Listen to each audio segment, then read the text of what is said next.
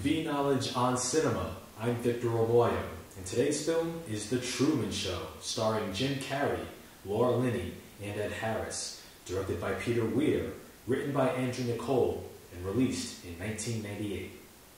Peter Weir once said that The Truman Show was a dangerous film to make because it couldn't happen. How ironic.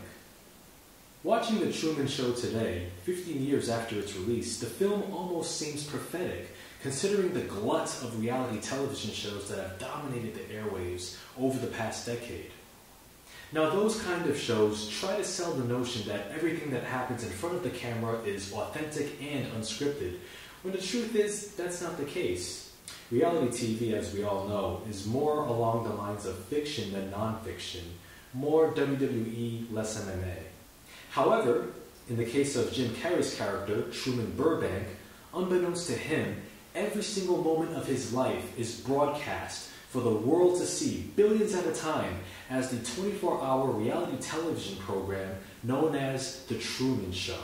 As the film shows, Truman Burbank is an authentic man in an inauthentic world. Truman Burbank is a genial and clean-cut 30-year-old insurance salesman, a resident of the aesthetically sitcom-esque town of Sea Haven. Married to his college sweetheart Meryl, and best pals with his childhood friend Marlon, Truman's life is quaint and ordinary. His ongoing life story, a TV spectacle known as The Truman Show, is a fictitious construct populated by a cast of thousands playing the residents of Sea Haven.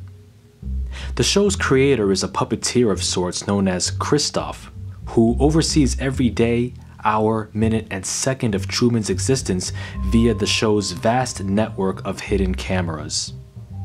When asked about Truman's obliviousness to a situation, Christoph calmly replies, "We accept the reality of the world with which we are presented."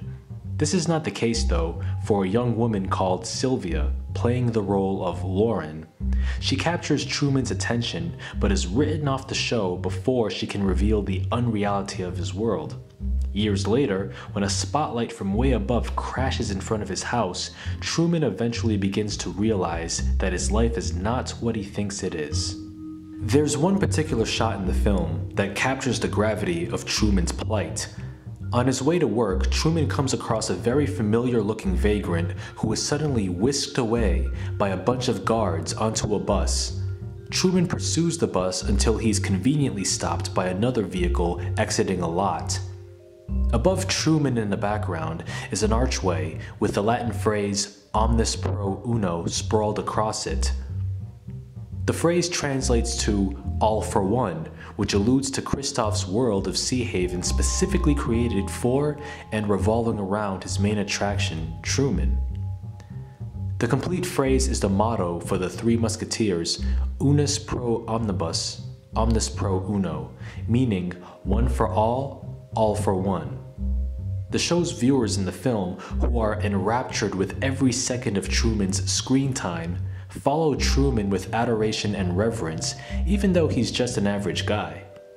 Because the viewers accept the reality that is broadcast to them, his personhood is one for all to emulate and follow. Names also hold enormous significance in The Truman Show. With the exception of Truman and Christoph, the rest of the supporting cast are all named after screen legends.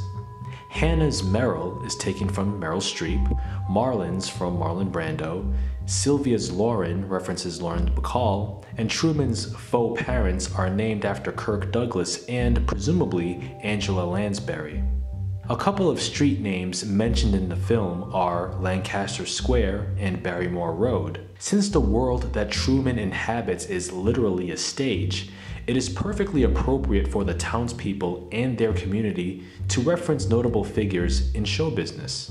Beyond the novelty of assuming the names of notable performers, the central cast of the film embodies the meanings behind their names in very intriguing ways.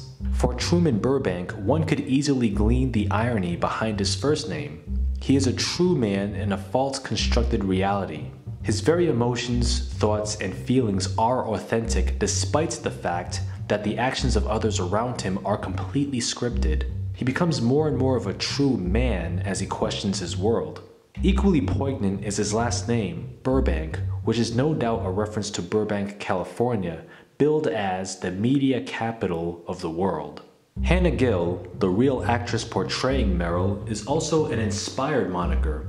Gill is a sly dig at Truman's strong aquaphobia, which stemmed from the drowning of his faux dad at sea. For Sylvia, the meaning behind her stage name Lauren refers to the word laurel, which bears the definition of honor. Unlike the rest of her on-screen co-stars, Lauren/Sylvia consciously refuses to deceive Truman, choosing instead to nobly inform him of the truth.